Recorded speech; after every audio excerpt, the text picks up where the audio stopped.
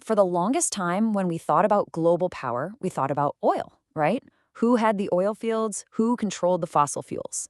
Well, that whole game is changing. A brand new rivalry is heating up, and this one's being fought over solar panels, electric cars, and yeah, the batteries that are going to power everything. And that's really the key takeaway here. This superpower race for energy dominance, especially between the US and China, has done a complete 180. It's not about who can pump the most oil anymore. Nope. It's all about who can build and sell the actual stuff, the hardware for this green energy transition. And honestly, the numbers, they're just staggering. Get this. In just the first 7 months of 1 year, American fossil fuel exports, the old energy source, hit around $80 billion. Pretty big, right? But in that exact same period, China's green tech exports just soared past them to $120 billion. That's not just a small lead. That's a huge shift, and it tells you this race is already in full swing.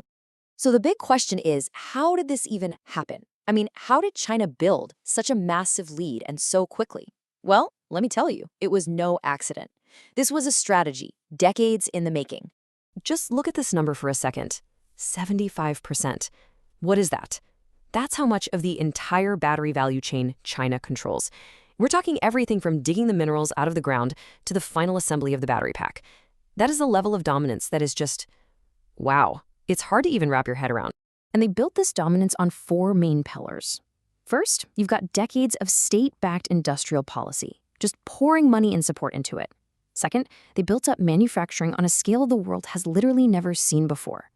Third, they went for vertically integrated supply chains. Think about it. A company doesn't just assemble a car, it also owns the lithium mine.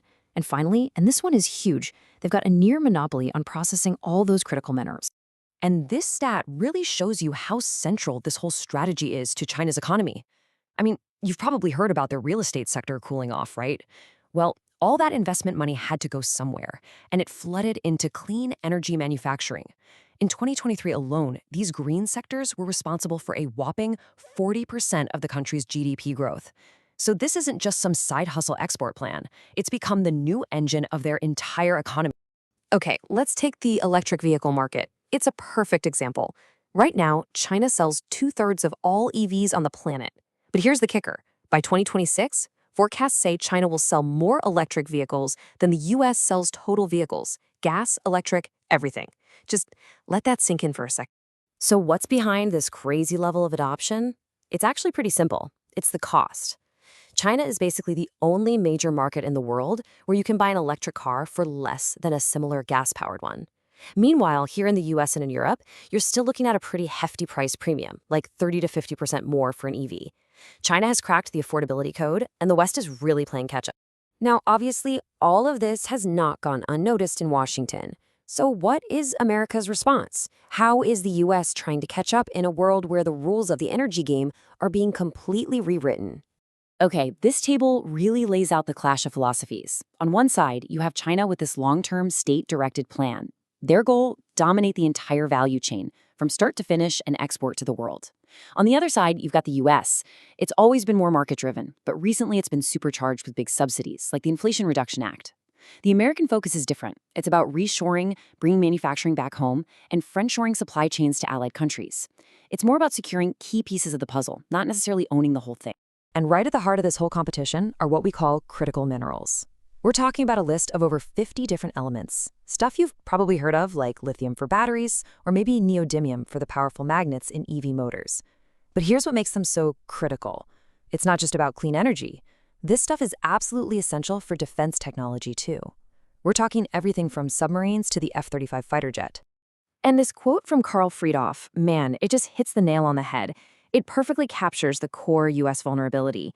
See, the US can mine the raw minerals or get them from allies like Australia or Canada, but the processing, that super complex, expensive chemical stage that turns raw ore into battery-grade material, that is completely dominated by China. And there's no way to skip that step. So if you look at the supply chain, the real hangup is step 2, processing. The US is focusing on step 1, mining, and step 3, manufacturing. But it's that middle part, the processing, that's the real bottleneck.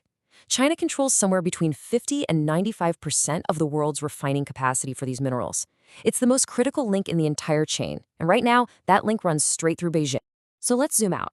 What are the real stakes here? Because this isn't just about who sells more cars or solar panels, no. This rivalry has massive implications for geopolitics, for the global economy, and honestly, for the fight against climate change itself. You know, economists actually have a term for the kind of danger we're facing. It's called an epic fail equilibrium. It sounds complicated, but the idea is simple. This isn't a normal zero-sum game where if one side wins, the other loses. This is a scenario where both sides, by just looking out for themselves, could start a chain reaction that ends up making everyone worse off. It's a lose-lose. And this model is a great way to think about it. Imagine the US and China are the suppliers in the world. They're supplying technology, influence, you name it. But the rest of the world, all of these other nations, they aren't just passive customers. They're the demand. And their choices really, really matter.